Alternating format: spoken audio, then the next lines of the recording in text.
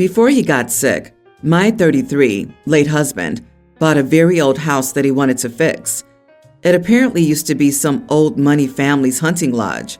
At least that's what the realtor said, that had fallen into disrepair. His intention was never to use the house as a primary residence.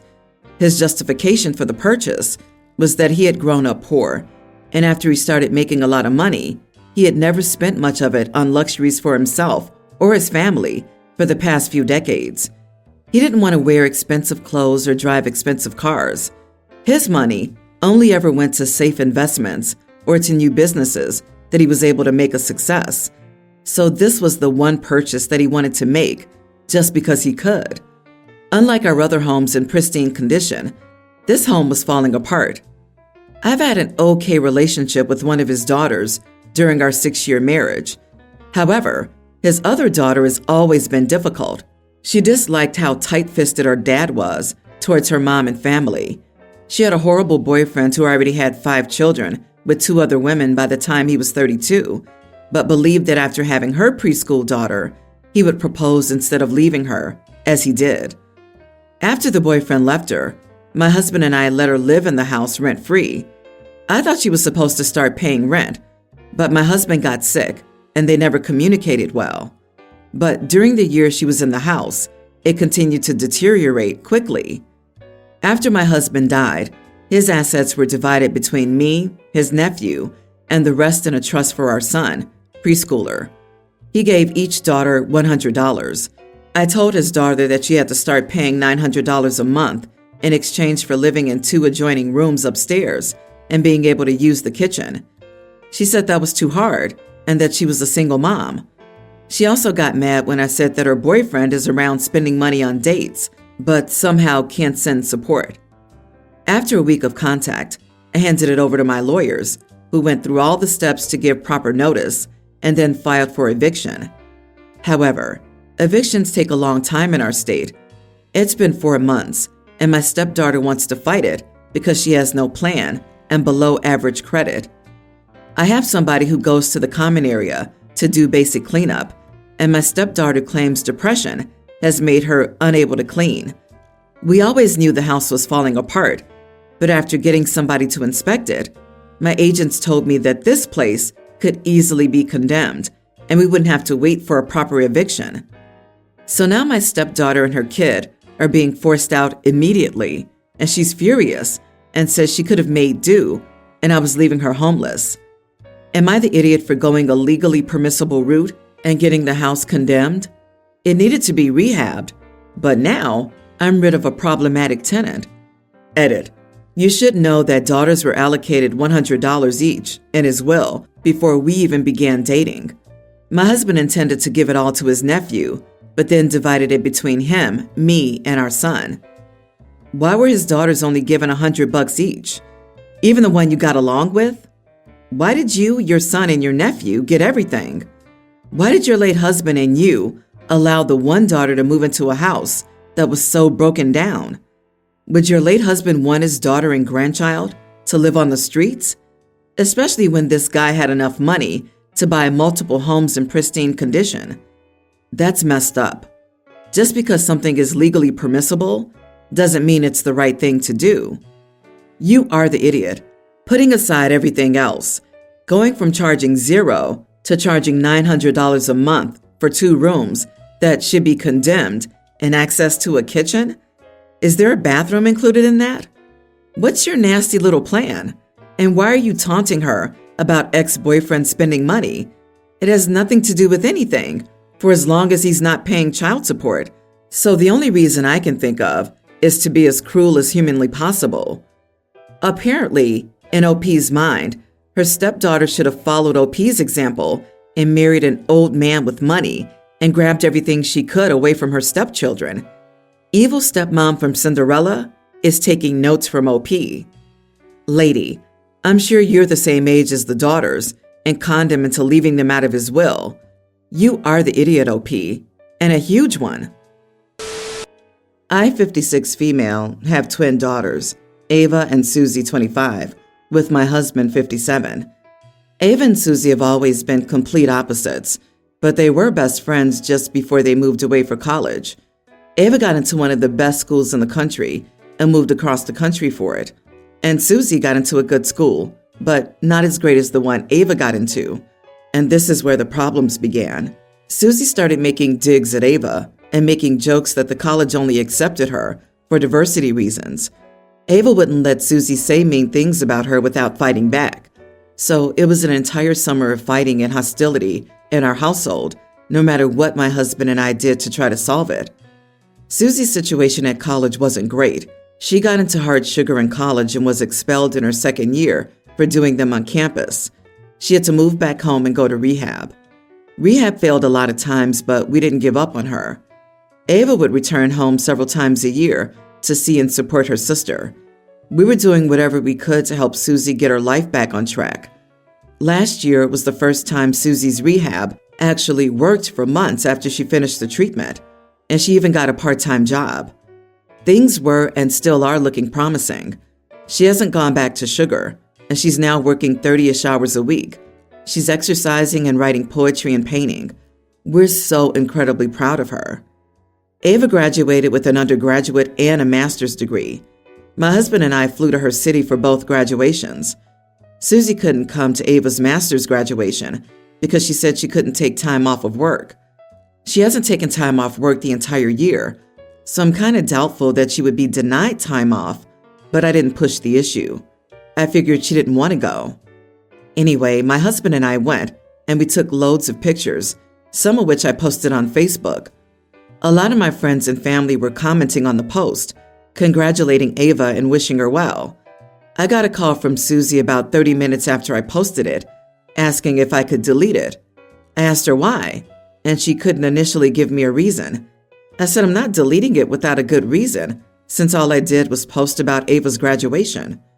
She said if I keep posting about Ava's achievements and none of hers, she's going to look like a failure to everyone, and they're all going to wonder why Ava's done so well in life and she hasn't.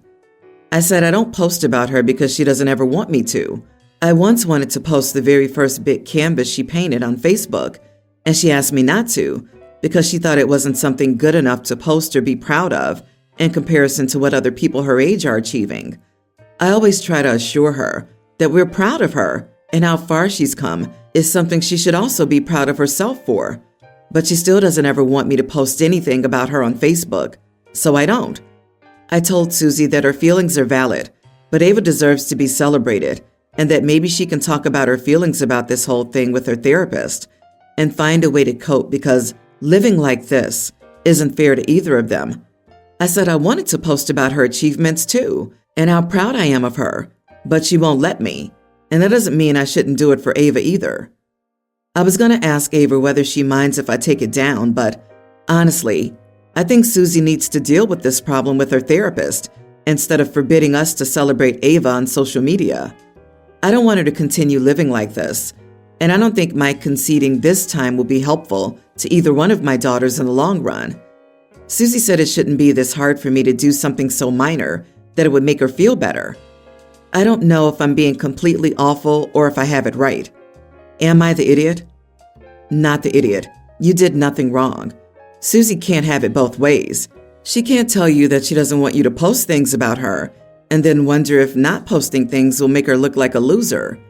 Taking the pictures down would not make Susie feel better. Her unhappiness is far deeper and self-related. This is so important. Susie's externalizing her pain. She's projecting it onto you and something you did, rather than accepting that it's about her and how she feels about herself and her life.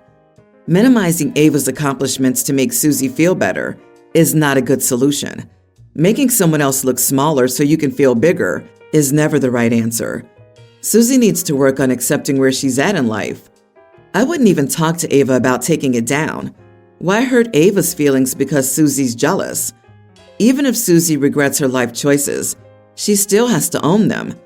Taking responsibility is part of rehab, for gosh sake. Also, 2 different people, 2 different approaches. They've outgrown the need to be treated equally.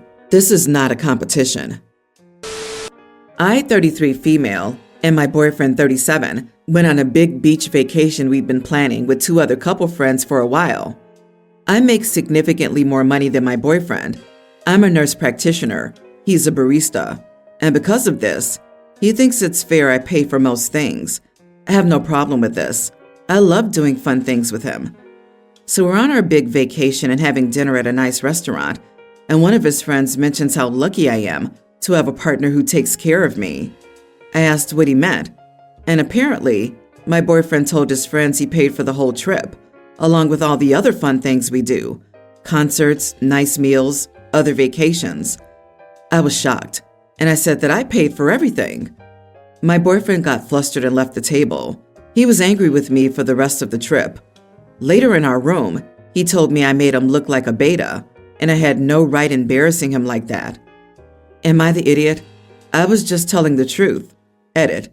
He was lying to his friends about a bunch of side hustles apparently. Or maybe he was lying to me. At this point, I don't know which, honestly. Not the idiot. He should have talked to you if he wanted to lie about that, so you wouldn't let something slip. Also, it seems like a big red flag that he wants to live on your money, but still tells his friends that he pays for everything, so he doesn't look poor. He has no problems taking credit for your hard work. He is the beta. Dump that loser. Please break up. This will not get better. If he can lie this easily and casually to others, there's a giant chance that he's also lying to you. This guy just sounds like bad news all around. He's illogical, childish, and prideful. And for what it's worth, there are plenty of men out there who can earn less than their partners and not feel emasculated. Exactly. He's 37 and a barista? Girl, ask yourself if you really want a future where you pay for everything, do all the work, and he still gets all the praise, just so he can feel like an alpha? If he wants to be an alpha, then he can start by paying for his own vacation and stop leeching off of you. I, female 39, have a very insecure daughter, a young teen, who has a depressingly unhealthy obsession with her looks. She often avoids mirrors and pictures because her mood instantly drains when she sees herself. She constantly asks her father and me if we think she's pretty, and we always tell her the same thing. She's a beautiful girl inside and out. As I understand how most teenage girls are with their body image, as I was one at some point myself, my daughter's vanity is not only becoming exhausting to those around her, but I fear it's causing her to lose herself slowly. Yesterday, I decided to sit down with her and chat about this, discuss what's bothering her, and see if she's willing to visit a therapist. She told me she didn't want to talk about it, but as her mother, of course, I was going to be worried about her, so I insisted. She finally agreed. A few minutes into this conversation, she asked, "Mom, I want you to be completely honest with me. That means no sugarcoating. The kids at my school think I'm ugly and say I look like a bird because I have a big nose. Do you really think I'm beautiful, or are you just lying?" I'm an honest person, so I gave her the most honest answer I had. I told her she was average looking, like most people in the world are, and that having an average appearance is not bad. She immediately got up, left without saying a word, and just went into her room for the rest of the night. Today she's been cold and distant, and I think I upset her, which wasn't my intention at all. Am I the idiot? Of course you're the idiot. I'm an honest person is a weird reason to sit a child down and essentially confirm in her mind that you are a liar and she is as ugly as the other kids say she is. Look, this isn't one of your girlfriends asking for your honest opinion on whether she could be a supermodel. It's not even your kid asking if you think he's smart enough to get into Yale. This is your child asking if you think she's beautiful while she's being bullied for being ugly to the point where she can't even look in a mirror. Mom, am I pretty? Sweetie, you're average like most of the ugly people of the world are. Help, my daughter won't talk to me. Why? Info. What are you going to do now that you know she's being bullied? Bullied so badly that she literally avoids mirrors and is clearly depressed. Considering OP just confirmed, in her daughter's mind, everything the bullies have been saying, I'm not sure she should do anything else. She thought this was helping. I'm scared to find out what else she would do under the guise of helping. I feel bad for this poor girl because, in her eyes, her mom has been lying to her and is now one of the bullies. Every kid should be beautiful in their parents' eyes, and they deserve to know it daily. I got called ugly all through high school. I don't know how I would feel if my mom called my response vanity. I used to look in mirrors and try to figure out how I could be less ugly. I still think I'm ugly. It's not vanity, it's distressing. Don't know what I would have done if my mom called me average. Maybe never leave the house again. What is it with parents thinking it's okay to tell their kids they're not attractive? We all know how many relatives exaggerate how brilliant, charming, and attractive we are. We take it with a pinch of salt. But if we ask, we're asking you because we know we'll get the answer. We need affirmation. You know she's insecure, so why make her more insecure? You're not a therapist. Do not try to be. Be a mom. 4 days ago, my daughter, a young teen, and I got into a fight. Basically, she was rude to her teacher and refused to apologize because, quote, that witch deserved it. We got into a fight over this, and she yelled that she hated me and wished I was dead. I told her to get into the car and took her to her mom's home. She apologized and asked me to let her stay with me, but I said no. This is how your life is going to be if I'm dead.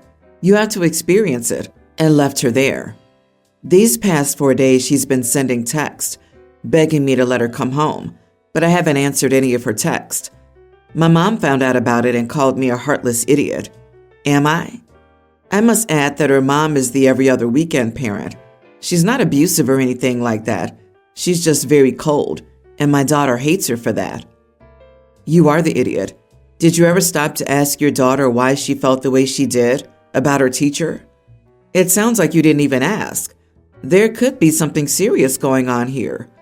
Also, 14 is a terrible time for children. They're going through puberty. They're insecure, and they're trying to cope. LOL, she literally told her father she wished he was dead. A young teen is old enough to understand the magnitude of your words. She got a taste of what she asked for. Dad isn't an idiot for preparing her for the possibility of what she asked for. She isn't in harm's way or hurting from this. She had to spend a few days at her mom's house. She'll be okay. When I was sent away as a child, once my anger faded, all that was left was a horrible assumption that I wasn't wanted by my parent nor loved because, while extremely frustrated, I spoke out. Keep that in mind. I was the same age as OP's daughter then. You are the idiot. Using her mom for punishment is wrong. Showing your daughter that you'll just dispose of her if she doesn't do everything you say makes you a crappy parent and an idiot. Also, kids will misbehave or lash out with the adult they feel safe with. Way to show her she's not safe with you. I was safe with both my parents, and there's no way I ever said some crap like that to them. If you let your kids talk that way to you, they'll never respect you. You are not the idiot. Sending her to stay with a less liked parent is an abandonment. This situation is no different from, we need time to cool down. I'll let you stay with your mom for a few days. Parents are allowed to have feelings and be upset at the messed up things their children say. She wasn't kicked out. She went to her mom's house. She's a young teen and knows the power of her words.